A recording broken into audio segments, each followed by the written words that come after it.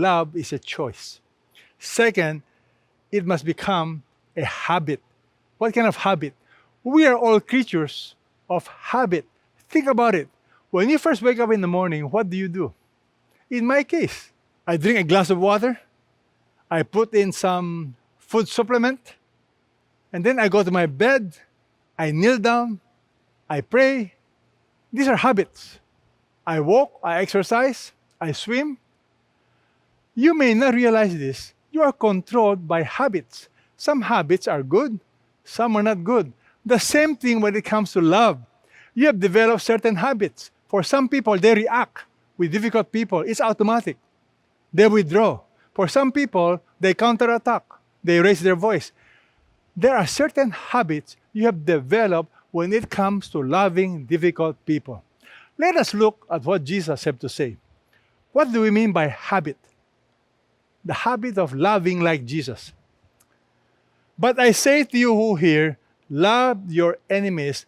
Grammatically, this is a command. Present tense, keep loving them. How do you love them?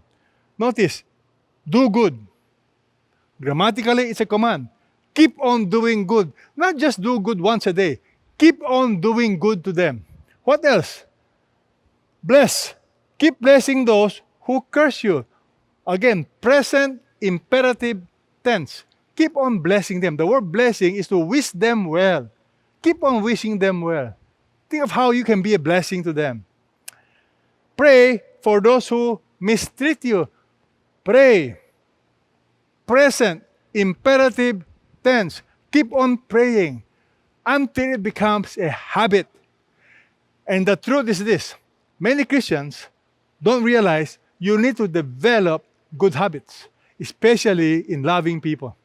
The power of developing good habit is usually underestimated by many Christians. Because when we disciple people, we don't teach them to develop good habits.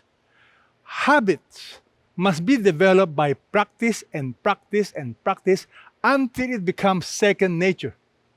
What do I mean? Let me give you an example of this world-famous coach. His name is Tony Dungy. Tony Dungy was the first African-American coach to lead the football team in the World Series championship game. And he became the first to win the World Series. He is also in the Hall of Fame. Now, what was his secret? When he took over the Tampa Bay Buccaneers, they were a losing team. But he decided to introduce his effective method. It's called developing habits. He taught them certain plays until it became a habit. His theory is this. In the actual game, by the time you think, it's too late. He wants his players to act with instinct. Why? Because they've mastered certain habits. The owner of the team was not so impressed at first until they began winning. Why? The power of habits that can only be acquired through practice. Let me ask you, do you have any habits that you have developed when it comes to loving people? I'm going to show you a picture of 3 famous athletes. You know all of them.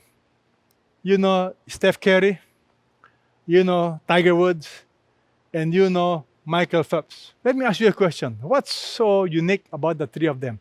They're good at their respective sports. Not just good, they are excellent. But what's a common denominator? Not just excellence. They practice and practice and practice. They are disciplined. People don't realize Steph Curry would practice for hours. He would shoot thousands of balls. Tiger Woods would practice hours, go to the gym, hit balls, go to the driving range. Michael Phelps, I was shocked. He would swim 80 kilometers a week, over 10 kilometers a day. I'm just thinking, for me, to swim 1 kilometer a day, and I swim almost every day. I'm tired already, just 1 kilometer a day. These guys Practice, practice, and practice. The Apostle Paul understood the meaning of practice. Paul said, I run in such a way as not without aim. I box in such a way to avoid hitting the air. Now, this is the important part. I strictly discipline my body, make it my slave, so that after I preach to others, I myself will not be disqualified. You see, Paul understood the meaning of discipline. Paul says, I strictly discipline my body. You want to be a good athlete? You need to practice. You want to be a good pianist? You practice. You want to be a good singer? You practice. You want to be a good Christian? You practice. You want to be a good lover? You practice. For me, I've developed certain habits when it comes to loving difficult people. When there are difficult people around me or they say things to provoke me, I practice keeping quiet. I practice speaking in a gentle voice. I make sure I don't raise the tone of my voice or raise the volume. That's my habit. I keep quiet first. The habit of thinking the best of others. When people are acting in a funny way, I like to think that there must be something that's ongoing. They are not really like that, but perhaps circumstances are bad. I've learned also the practice of forgiveness. It has become a habit. When you are with difficult people and they cause irritation or they say bad things about you, learn the habit of forgiveness. I've discovered hurt people hurt others. Empty people, they empty others. Learn to practice the habit of empathy. Have you developed any habit? Practice good habits in loving people.